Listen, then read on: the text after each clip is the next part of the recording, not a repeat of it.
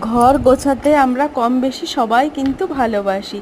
তাই তো দেখো, ঘরের কোনো জিনিস ভেঙে গেলে কি কোনো জিনিস শেষ হয়ে গেলে কি কোনো জিনিস প্রয়োজন পড়লে আর দেরি করি না।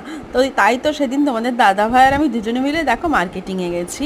আর এই দোকানে আগে থেকেই একটা বক্স নিয়ে এসেছিলাম, সেটা তোমরা দেখেছো। আমি ইয়াররিংসগুলো রেখেছে, সেগুলো রেখেছে এত মানে ভালো হয়েছে, যখনই প্রয়োজন তখনই বের করে ব্যবহার করতে পারি।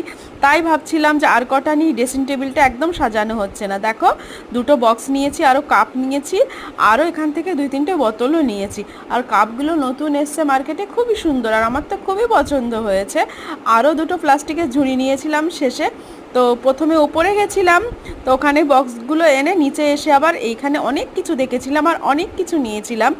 আর এই যে দেখো, এখানে যে ঝুড়িগুলো দেখতে পাচ্ছ চৌকো চৌকো, এটা আমার একটা আছে, আর একটা দরকার ছিল, ওটাও নিয়ে নিলাম। সব শেষে বাড়ি চলে এলাম দুজন।